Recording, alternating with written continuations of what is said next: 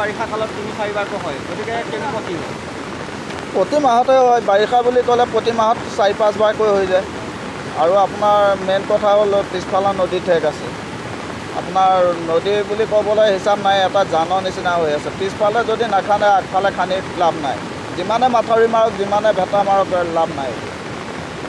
পৰীক্ষাও আছিল? পৰীক্ষা আছিলে। পৰীক্ষা থকাসকলতো এতিয়া আহিব নোৱাৰে। পৰীক্ষাৰ্থীসকল এই পানী সোঁতত কেনেকৈ আহিব? ইমান প্ৰবল সোঁততো আহিব নোৱাৰে ন। খেতি বাতিও শেষ। পৰিস্থিতি এতিয়া বৰ্তমান পানীৰ কাৰণে পানী যথেষ্ট বাঢ়িছে। বঢ়াৰ কাৰণে এতিয়া ৰাইজৰ অহা যোৱা কৰিবলৈ বিৰাট অসুবিধা হৈছে। ইপাৰৰ মানুহ সিপাৰলৈ যাব পৰা নাই। কি হ'ল? মাথাবাৰী ছিঙি পেলাই এতিয়া এনেকুৱা সমস্যা হৈছে, মানে নৈখন এইফালে মাথাবাৰীৰ ওপৰতেই গৈছেগৈ।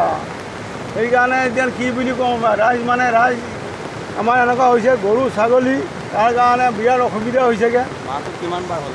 মাহত 2-3বাৰ পানী হৈয়ে আছে। এনেকুৱাকৈ 2-3বাৰ পানী হৈ আছে। তাৰপাছত মানে আপোনাৰ আৰু কি বুলি ক'ম, ইটো পানীৰ পিছত সিটো পানী আহি আছে। ৰাইজ মানে কি কৰিব, ৰাইজৰ উপায়হীন হৈ গৈছে ৰাইজ।